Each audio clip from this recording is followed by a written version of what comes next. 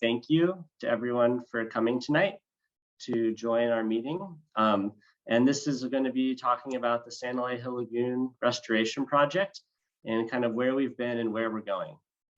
And so to start off, I just want to tell you a little bit about Nature Collective. So Nature Collective was founded in 1987 as a grassroots nonprofit that was led by a small group of passionate volunteer community members that were concerned about the health of the San Elijo Lagoon. And with that same passion we've grown to now inspire conservation action across North County, San Diego, and beyond for the last 34 years. And tonight's presentation is about our Reviving Your Wetlands project that we've been leading for the last few years. And in tonight's talk, I'm going to talk to you about the purpose of this restoration project. I'm going to tell you about the process of restoring the lagoon that we've been going through. And now that we're pretty much done with the restoration itself of the lagoon, I'm going to spend a lot of time talking about our current effort, which is monitoring the restoration, determining if it was successful or not. So let's start first by going back in time a little bit and looking at how the lagoon ended up needing a restoration project to revive the wetland. So between the late 1800s and the mid 1900s, there were many roads and berms that were built across the lagoon. And much of this infrastructure that was developed between the late 1800s and the mid 1900s, it really was developed without much consideration for the health of the lagoon.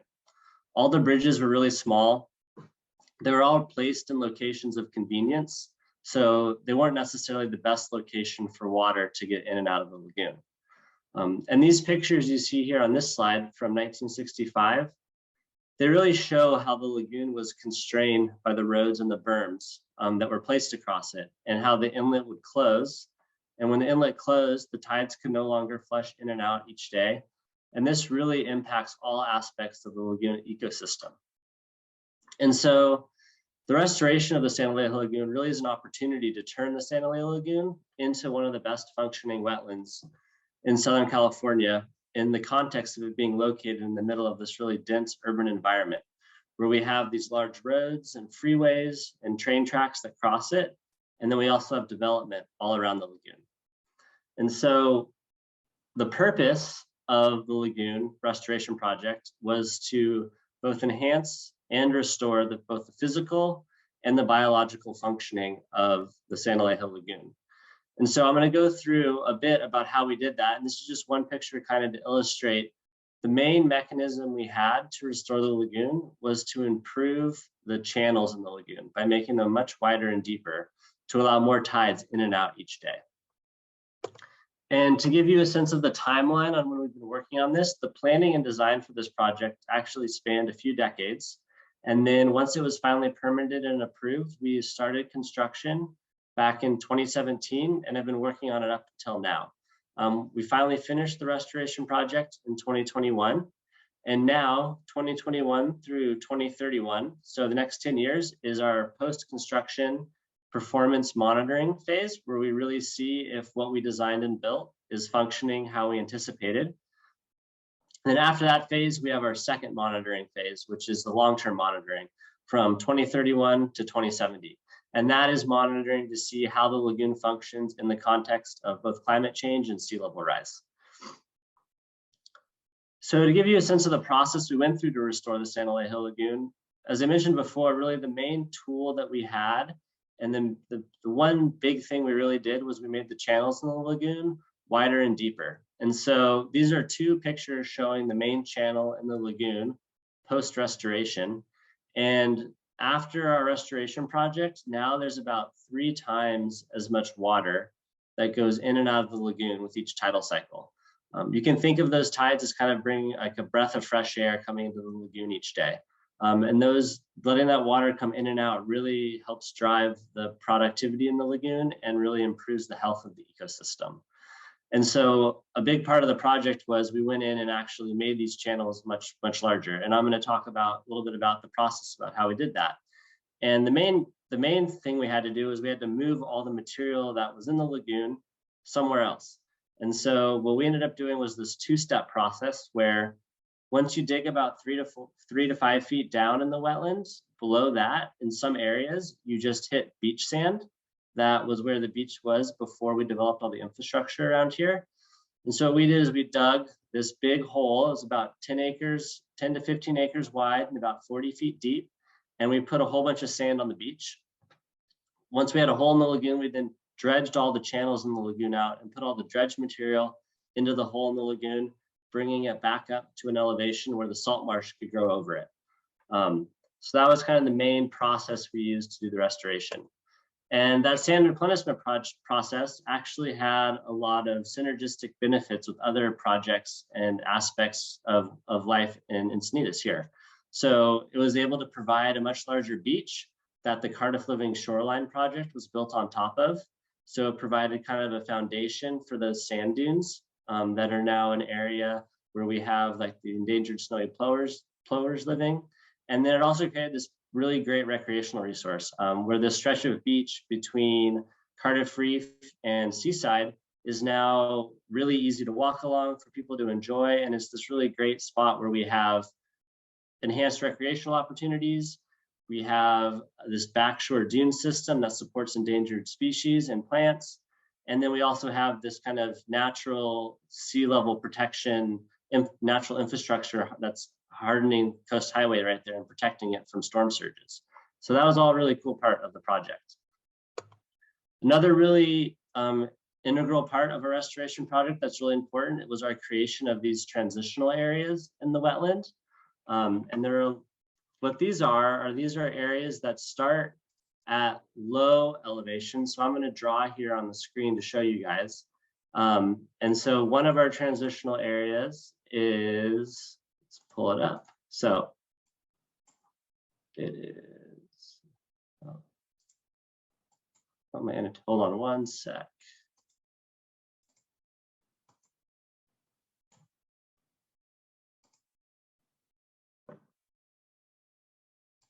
Okay, so the transitional areas, they're areas where we start at a low marsh elevation, and then the elevation gradually increases up to upland habitat elevations. And those, let's see, okay. So those areas, what they do is they enable places where we have low marsh today and mid marsh and high marsh habitat. We have areas right above those elevations where with the sea level rise over the next 50 years, the plants that live at those elevations, they kind of gradually have spots they can go to at higher and higher elevations as the sea level comes up. And so we created quite a few transitional areas during the restoration process. Another really important thing that we did during the restoration project was we created these areas where we planted a bunch of areas. So a lot of the replanting we did was focused in the low marsh elevations and then in the transitional areas. And so here we can see the picture on the right. We have workers out in the field replanting cordgrass, which is the preferred habitat for the endangered ridgeway rail. And then on the picture on the left, we can see one of these cordgrass islands that we actually planted out about a year after planting, where we can see the cordgrass is really filled in quite robustly.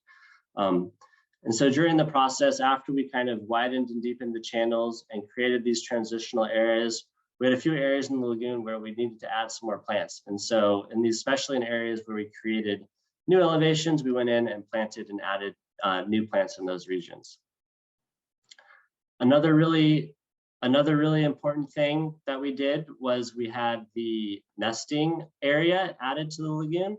This is the nesting area here on the left. And you can see that this was an area where the least terns and the snowy plovers will be able to nest and breed. And this was another integral part of the project, creating like another really important habitat for these endangered animals. And along with that, another thing you can see in this picture is a few people walking on the trails down here. And that's another aspect of the project that was really important and kind of integral in the planning and design phase, was making sure that this project actually connected the communities that are around the wetland as well. And so another key benefit from this project was we added 2 pedestrian bridges. So you can now walk from the Cardiff side of the lagoon on the trail system into the Solana Beach side of the lagoon. We added an undercrossing under the train tracks. So from the Rios trailhead, you can walk west and you can safely cross under the train tracks and get to the Harbaugh Seaside trails. And then we also added another pedestrian bridge that hasn't opened yet, but should open any month. And that is the bridge under the 5 freeway that lets you get safely from north of Manchester to the trail system on the south side of the lagoon. So to show everyone, to get a sense of kind of everything that we've done with the project, what we have here is we have 2 images that you're going to see slowly fading in and out that come from a picture before we restored the lagoon in 2017, and then another picture after we restored the lagoon in 2020. And I just want you to focus on a few different areas of this image, and I'll go through and talk you through some of the key changes we made. So if you focus at first on the West Basin, you'll see over in the West Basin, which is between the coast and the railroad tracks, we added a really deep channel that extends from the inlet all the way south to Harbaugh Seaside Trails. So there was no continuous channel that let the West Basin experience full tidal flow each day prior to the restoration project. So that was one really key addition we made to the wetland. Another addition you can see is if you look kind of where the nature center is, and you look at the main channel from the nature center over towards Cardiff Cove Apartments, you'll see that the main channel is much wider than it used to be. And that's really key because, like I mentioned before, having this channel wider and deeper really lets the water get in and out of the lagoon much more effectively with each tide. The next really important thing to see is if you look kind of right by the 5 freeway, you'll see really the true scale of the increased connection we made between the East Basin and the Central Basin with this much larger central channel. We also added this very direct connection with the central channel, where you can see in the 2017 photo, the channel had to meander really far to the south over towards Solana Beach before making it back towards the freeway. And now we have this very deep, straight connection to the East Basin. In addition to that, in the East Basin, we made some pretty substantial changes. There used to be an earthen berm that completely blocked salt water from getting east of it in the East Basin. That's now been removed, and you can see the addition of a new deep central channel that extends all the way up towards Miracosta College. This has 2 really big benefits. The first, it enables tidal exchange much farther up into the wetland. Salt marsh is one of the most endangered and rare habitat types in all of California. And by us being able to take an area that was not salt marsh and able to return it to native salt marsh habitat was really critical. And in addition to that, this big deep channel offers a much more direct path for stormwater runoff flow during really large storm events. And so this is also a really important flood protection, extreme weather protection feature that the lagoon now has. So those are kind of the main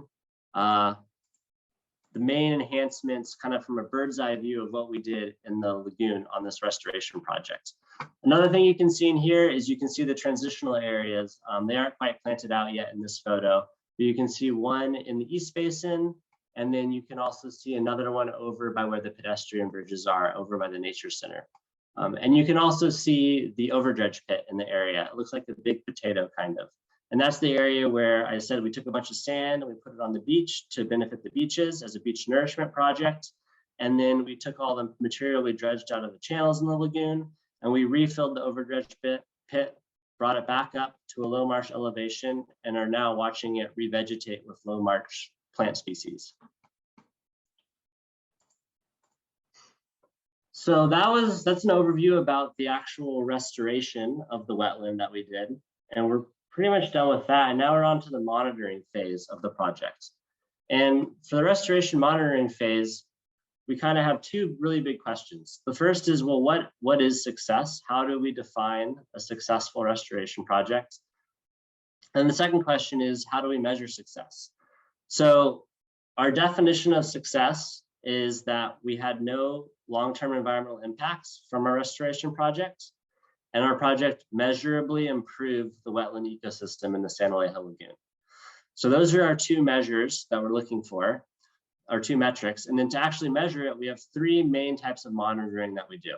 So the first is marine monitoring. This has to do with that beach nourishment sand that we put on the beach, monitoring the marine ecosystem to see how that sand interacts with the system, making sure it doesn't cause any negative impacts.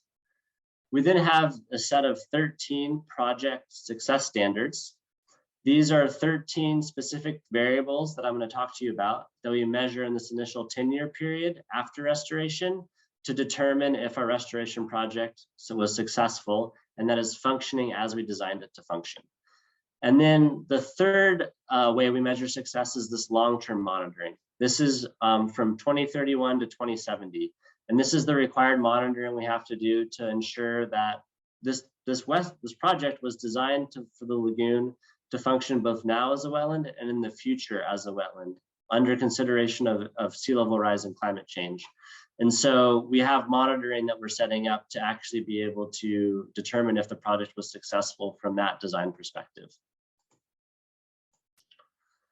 So this is an overview picture to show you kind of the scope of where we're doing all of our monitoring activities. If you look at the picture on the right, you can see within the San Elijo Lagoon, the yellow outlined area, that's actually the limits within the lagoon that we did all of our restoration efforts within. So another really cool and important part of our project that makes it pretty unique is that you can see the area, the yellow area that's outlined inside of the San Elijo Lagoon. It's much smaller than the actual reserve boundary. So actually the majority of the San Elijo Lagoon, we didn't touch at all during the restoration project. So we had really strict boundaries within which we were allowed to do work. And you can see those boundaries follow pretty much exactly along the edges of the channels, because the main thing we did was we made the channels wider and deeper. And so by constraining our work to these specific locations, we were able to leave areas of refugia throughout most of the wetland where all the animal species could safely live and survive and be totally fine while we were working in this sensitive habitat, so that after restoration, instead of having this barren landscape where we had to start from scratch, we really already had a pretty thriving lagoon ecosystem where we had really constrained our modifications to a small footprint. And so it really helped kickstart the lagoon getting back to its full thriving capacity.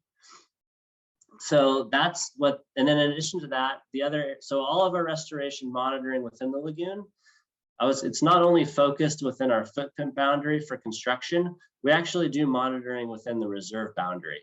So while we only did construction in this small portion of the wetland, we have to show that the entire wetland is functioning better than it did before. The other thing that I wanted to show you on this map is, if you look along the beach, you can see two kind of translucent yellow rectangles along the beach. And those are the footprints from where we put the sand on the beach. And those are the beach nourishment footprints. And so around them, you can see this big orange rectangle that spans out into the ocean. And that's the area that we monitor offshore to see what is going on with the sand we put on the beach. That's the area of monitoring to see if there's any impacts from the sand we placed on the beach.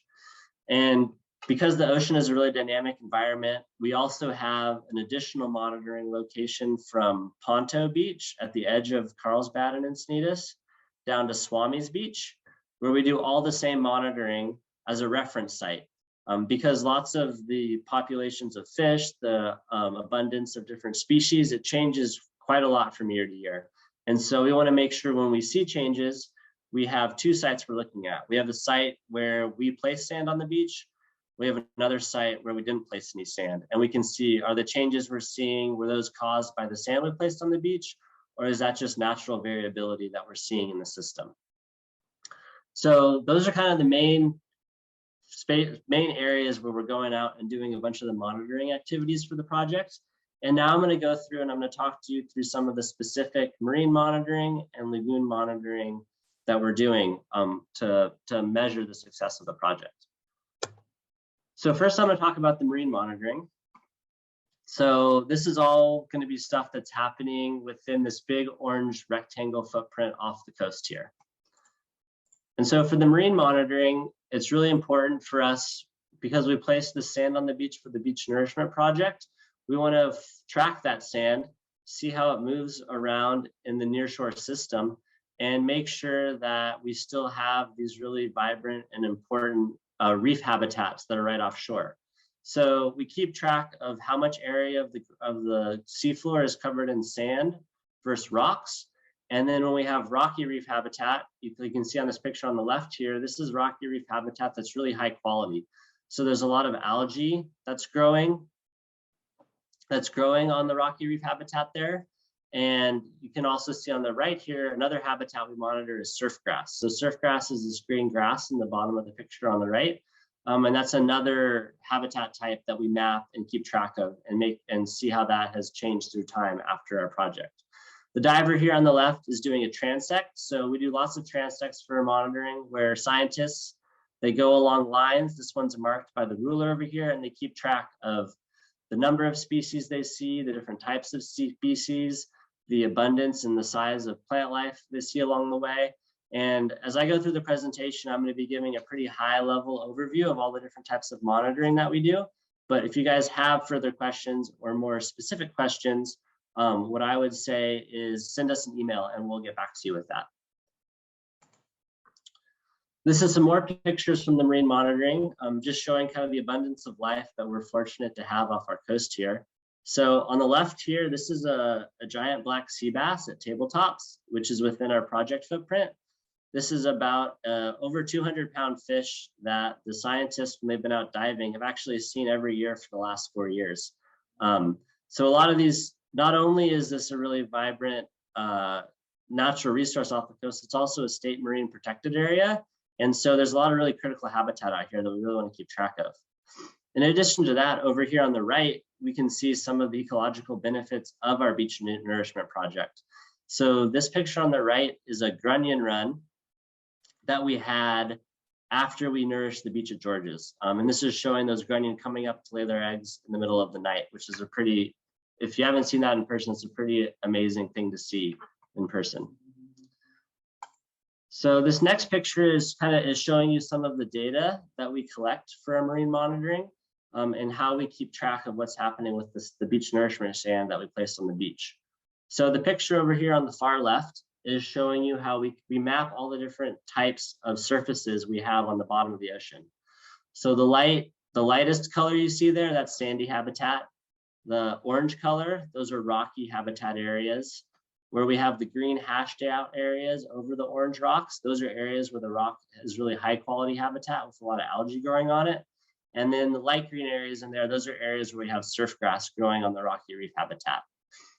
We do this mapping every year. We map before we put sand on the beach, and now we map for 5 years afterwards. We also do this mapping, like I said, from Ponto down to Swamis. And by doing this every year, we can take maps from a year before we put sand on the beach and a year afterwards, and we can do comparisons. And these are two pictures showing some of the types of comparisons we do to keep track of what's happening out there. So the first one is looking at, well, what's happening with the bottom of the ocean? So the middle map shows between 2 years before placing sand and after placing sand, did the type of the bottom on the ocean change? Are there areas where we had a rocky bottom change to a sandy bottom? Are there areas where we had a sandy bottom change to a rocky bottom? And then the image over here on the right is a similar sort of analysis, but where we're looking at the actual quality of the rocky reef habitat. So here we're mapping, do we gain or lose high quality rocky reef habitat? And then in addition to that, the surf grass, we're keeping track of how the surf grass changed over time. And then the other thing we did as a part of the marine monitoring was we did a bunch of surf monitoring too. We had the most comprehensive surf monitoring study that's ever been done in combination with either a lagoon restoration or a beach nourishment project in the history of California. And so we did 1 full year of surf monitoring prior to placing sand on the beach, and then another full year of surf monitoring after placing sand on the beach.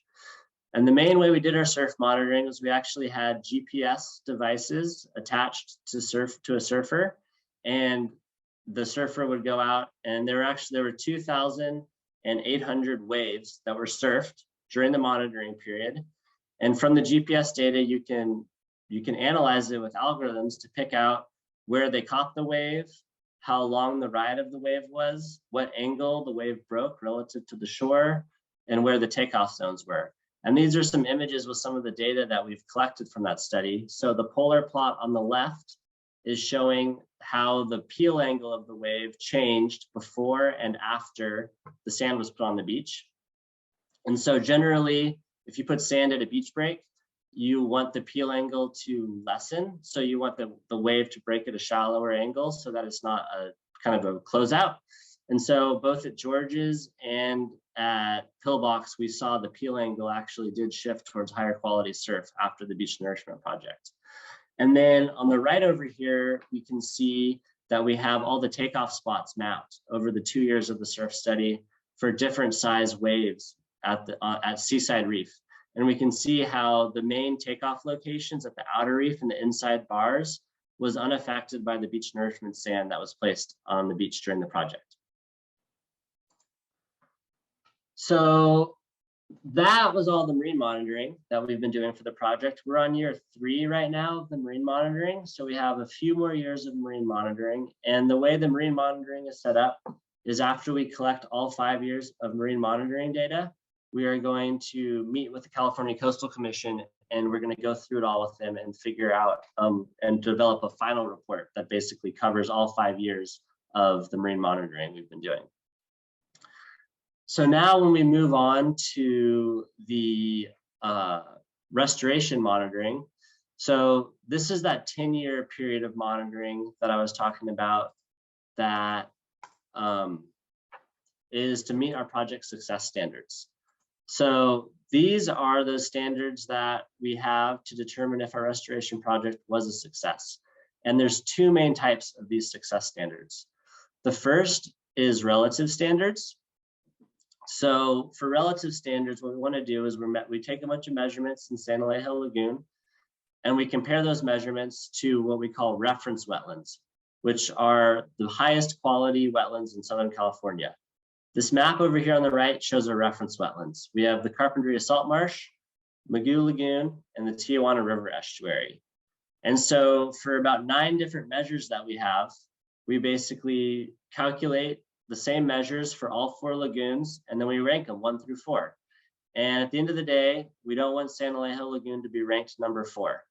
So that's kind of how we determine our relative standards. So if San Elijo Lagoon is functioning as well or better to these really high quality reference sites, we're very confident that our restoration was a success. In addition to those relative standards, we also have absolute standards. And the absolute standards are just comparing San Elijo to itself before and after restoration. So there were a lot of aspects of the San Elijo Lagoon that were really excellent before we went in and did the restoration project. And so what we wanted to know is we want to be sure that this is kind of going back, we didn't cause any environmental impacts. Basically, anything that was already great in San Elijo Lagoon, we want to make sure it's still great or even better after the restoration project. I'm really going to focus now on those relative and absolute standards, kind of what we're really spending most of our time on for these next 10 years. And I'm not really going to go into this third line item down here, which is this 50-year monitoring for climate change. That's kind of our next step. So in 2022, 2023, we're in discussions with the California Coastal Commission, putting together this long-term monitoring plan that will be how we measure and determine if the lagoon is resilient to climate change and sea level rise. So now I'm going to go through and talk you through a bunch of the monitoring that we're doing for these 10 years of monitoring. So one of the first types of monitoring that we do is monitoring both the topography and the bathymetry of the wetland.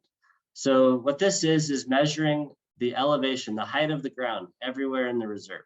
So if we're measuring the height of the ground underwater, we call it bathymetry. And if we're measuring it above water, we call it topography. And so what we do is at the highest tide of the month, we go out in a boat, and on the boat, they have sonars mounted, and they drive around in the boat and they map the entire area of the lagoon underwater and get the elevations everywhere. And then we do the same thing at the lowest tide of the month, where we've have aerial methods for capturing how the topography in the lagoon, and we use that to create a digital elevation model of the wetland. And then by taking those 2 maps, one at the highest tide and one at the lowest tide, we have overlap between them, and we can merge them together and do a continuous map of the whole reserve at about the meter scale. And this is an example of the map from the pre-construction period. We're working on putting together the first post-construction map right now. But from this, you can see how it's colored. You can tell the areas that are highest in the lagoon, they're colored red, and then the areas that are the lowest are colored blue. And we use this to keep track. Once the lagoon project's been finished, we make sure that the elevations aren't changing by too much once we're done. They have to stay within a certain threshold of what they were designed to be. In addition to that, this data product and a lot of the other data products that we have, they're really helpful for what we call adaptive management. So sometimes things don't go exactly as we planned. And so with tools like this, we have ways to go in, look at the data. If there's maybe a problem somewhere, we can look and see, well, is the elevation correct? Is the tide getting to where it needs to go? And we can use these tools to pinpoint what's going on and develop solutions if we need to make changes to the project. So that's monitoring the topography and the bathymetry in the wetland. And we do that every year. The next type of monitoring that we do is monitoring the tides in the wetland. So the tides, the combination of the elevations in the lagoon and then the tidal exchange going in and out of the lagoon, which depends for any one area based on how high it is above sea level, that is really the secret sauce that makes the lagoon function well. So what we really want to do is we measure the tidal elevation in 5 different spots in the wetland, and that helps us understand how often the water is getting to all these different places. If you have a certain spot, let's say 3 feet above sea level, and it's underwater all the time, you're not going to get certain types of plants growing there. If all of a sudden that same location is exposed and dry from the water for even maybe a few hours, a few days of the month, totally different plants grow there, totally different animals thrive there. So the amount of time an area spends above water and below water is really critical to understanding how the lagoon's functioning. And these graphs on this slide, it's a really powerful story that shows just what we've done to the wetland with our widening and deepening of the channels. So on the top here, this top graph, we show in the red line, those are the tides in the west basin of the lagoon in 2017, before our project started. As the red line goes up and down, it's showing the elevation of the water level. And one thing you can notice from this picture is that the high tides change every day. There's a tidal cycle, the highest highs rise and fall, and there's a lower high tide each day too. But then if we look at the bottom side of the graph, we really don't see the low tides. You'll notice that the lowest water level we get is exactly the same across the whole 2-week period. That's at about 3 feet above mean sea level. And that's because this west basin was heavily shoaled. So there was areas for the water to go in there that were deep, but there wasn't really a deep enough channel for the water to drain out effectively between the tides. And so because of this area of the lagoon never experienced low tides below about a 3-foot tide. We can now compare that picture on the top to the picture on the bottom, which is showing the data recorded in the exact same location after the restoration was complete. So now we have a big channel like we saw in those images that were flashing back and forth between 2020 and 2017. This is the area where we put a big channel into the West Basin. With that new channel there, the tides are able to drain effectively twice a day. And we can now see this fuller expression of the tidal cycle in this exact same location. This solid black line that goes across the graph, that's the lowest tide we ever saw in this spot prior to restoration. So you can see right there pretty clearly with this visual, we're now seeing all these areas where we're getting the water drained out and coming back in twice a day where it didn't happen before. And so keeping track of these tidal elevations is really important, and it really enables the plants that thrive in the lagoon to grow, and it enables the animals that need kind of these habitats that sometimes are underwater and sometimes are exposed, so they can go and forage there. It's really, really important for the lagoon's health of the lagoon. So the next type of monitoring that we do is we monitor the wetland habitats in the lagoon. So this is an aerial image of the lagoon that we collected this year for mapping the wetland habitats. And what this is you guys saw that elevation map I showed you earlier with the bathymetry and the topography. We can determine what height every spot in the lagoon is. We then fly this aerial survey, And with it, we can classify based on how much vegetation is covering those areas. We can turn the map into each area of the lagoon gets a classification. And that is what's on this next page here. And this is just showing based on elevation and percent and how covered with plants it is, what type of habitats we have. So we have subtidal habitats, we have mudflats, and we have salt marsh, and we have transitional areas. So the subtidal habitats are always underwater. The mudflats are exposed from water only some of the time. And the key thing that makes an area mudflat is it's not covered in vegetation. We then have our salt marsh habitats, which are broken up into 3 categories. We have low, mid, and high salt marsh. Low salt marsh is kind of, and mudflat, they coexist really close to each other in terms of elevations, but the way we tell them apart is whether or not they're covered in vegetation or not. And so these maps kind of change over time. This is the map of how we design the lagoon to look when we're done. We're currently making this map for the first year post-construction. And we basically, once we know with all the elevations and the plant cover, we can determine, okay, how many acres of subtidal habitat do we have? How many acres of mudflat do we have? How many acres of salt marsh do we have? And we have goals and ranges within which we want to be for each of those habitat types. And so one of our monitoring success standards is seeing if we have the right acreages of all these habitat types. So that's one component of this vegetation, but all this tells us is if the acreage is the right type of habitat. This map tells us nothing about the actual quality of that habitat. So what we do also, in addition to mapping the type of habitat, is we actually measure the quality of that habitat. And our method for measuring habitat quality is measuring vegetation cover. And so this is, once we have our habitat map, we have about 50 transects out in the wetlands. These are linear plots where we have scientists and they go out along the plot. And as they go along the line, they measure the number of plants they see, the diversity of the plant species, how much of the area of the ground is actually covered in those plants. And we develop a bunch of metrics that actually let us determine, well, okay, is this actually high quality habitat? So for example, okay, yes, we know this is mid-marsh habitat from our aerial surveys. Now we go out in the lagoon and we say, okay, well, is it good mid-marsh habitat or is it just okay mid-marsh habitat? And we have another performance standard that we are pinned to for success that is based on the actual quality of the habitats that we created. Another really important type of habitat that we monitor is cordgrass. So cordgrass is the preferred habitat for the endangered ridgeway rail, which is a federally listed bird species.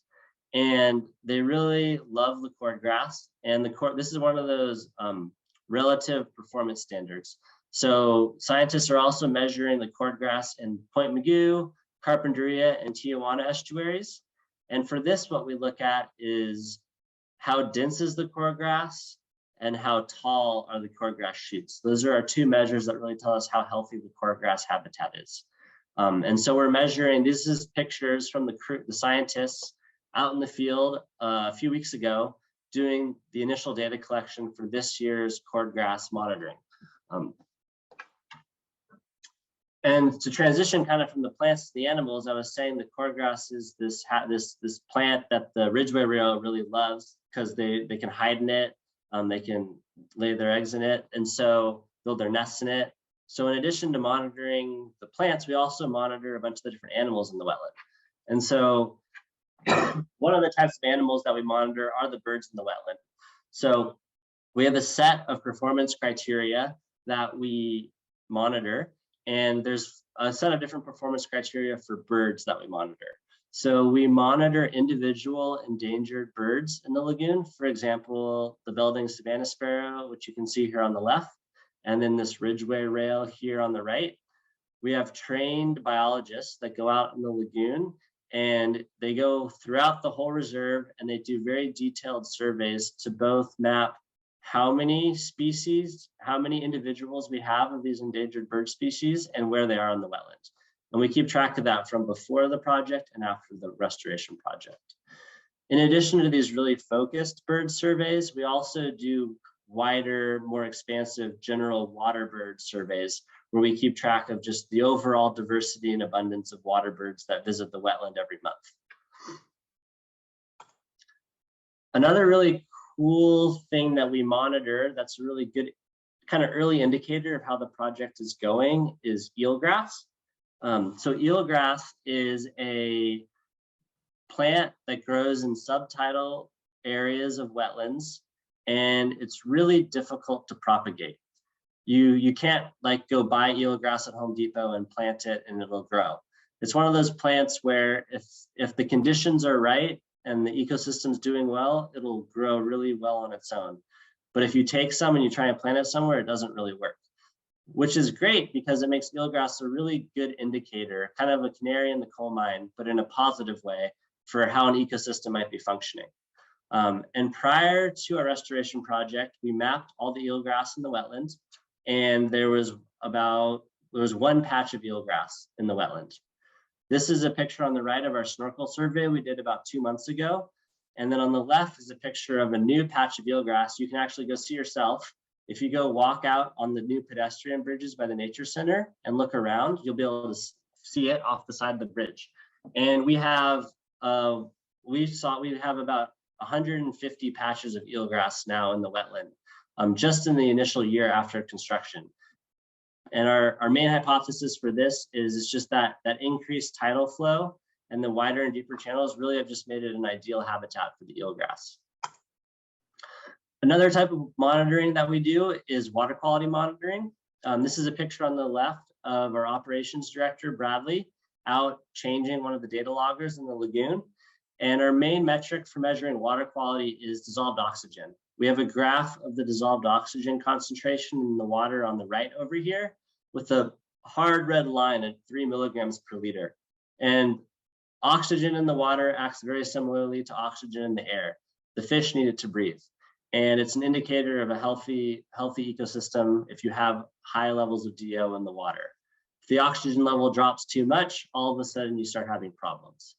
So we measured the oxygen levels at 5 locations in the lagoon continuously, and we keep track for one station that there's a station in the exact same spot in San Elijo Lagoon and all the reference wetlands, and we keep track of how often does the oxygen level drop below this critical threshold of 3 milligrams per liter, and how long was each of those events when it dropped below 3 milligrams per liter. And we call those hypoxic events.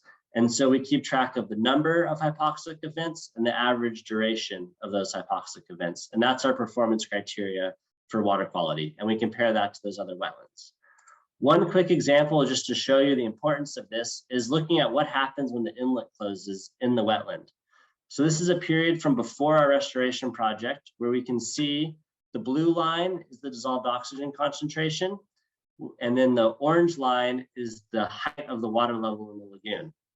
And as we go, you can see the height of the water level is going up and down until about the 25th of April, at which point the tides stop acting on the lagoon and it slowly fills with water because the inlet's been blocked. The second the inlet's blocked, you see the blue line, which is the dissolved oxygen, plummet to an unsafe level for the animals in the lagoon. And then at the same time, you see the temperature, which is green, spike and get much warmer.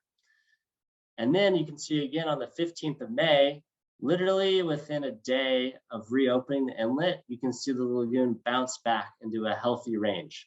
And this is just a really clear, stark visual of the importance of keeping that lagoon inlet open and of how, by having the ability for tides to come in and out every day, that really is the key to a lot of the health in the lagoon. It keeps the oxygen levels high, it enables the plants to grow in a lot of different spots. It's really like the one big trigger we have to make sure the lagoon stays healthy is keeping the tides coming in and out every day. So the last type of monitoring I want to talk about, because we are running out of time right now, is the fish and invertebrate monitoring that we're doing in the lagoon. And this is keeping track of the number of different fish and invertebrate species that we find at 18 different locations in the lagoon, and also the abundance of all those species. The picture on the right here shows the scientists out in the field a few weeks ago, where they go out and they drag some nets across the channel. They capture a subset of the animals, they tag them, log them, release them, and do that in a bunch of different locations. And the picture on the left here, just another indicator of kind of the vibrant health of the San Elijo Lagoon, is this octopus that was found. This is the first octopus in over 30 years of Nature Collective being involved in San Elijo Lagoon that we've ever seen inside of the estuary. So that's a really exciting sign of the good things to come from our restoration project. So those are kind of a big, broad overview of all the monitoring we're doing right now in the short term. And in 2022 and 2023, like I mentioned, we're going into discussions for how are we going to monitor and sustain this monitoring for 50 years, which is a requirement of our project, to make sure that with projected sea level rise, this wetland still functions as a high functioning wetland for the next 50 years. And so that's some really exciting work we're doing that we'll keep you updated on over the next 2 years as we develop that plan. To give you guys a overview of kind of the timeline for all this again. So we did the restoration over the course of about 3 or 4 years from 2017 to 2021. We're now in this 10-year monitoring period, and we're going to be going to the long-term monitoring period right now. So with that, the last thing I'd like to say is that while I'm talking from Nature Collective, I'm really speaking for a much larger group of individuals and organizations that really helped with this collaborative effort to restore the lagoon. This started with conversations that happened decades ago. And if it wasn't for the persistence and the stubbornness of a lot of individuals, especially our executive director, Doug Gibson, this project probably wouldn't have ever happened. And not only did we bring it to the start line, but this group has also brought it to the finish line. And that's not something that really can be said as happens often with such efficiency and speed as what we've done here in the lagoon, especially with all of the positive benefits we've had on the beach, our ability to work alongside this really intensive freeway widening project. There's just a lot of aspects of this project that make it pretty unique and special. And what we've done is, it really hasn't been done before in California. And it really is the result of all these groups working together effectively to make it happen. I would also like to invite you just to stay connected with us. So if you visit our website or go to our social media pages, there's various ways that you can connect with us. If you have any questions about the presentation I'm not able to answer tonight, feel free to give me an email at my email address down here. In addition to that, I wanted to say we have some upcoming events. If you found this talk interesting and you want to engage more with the San Elijo Lagoon, we're doing a discovery tour at the Nature Center on January 1st. We also have a volunteer restoration event where you can get your hands dirty on the 8th of January. And then we have the Wings Over Wetland event on January 23rd.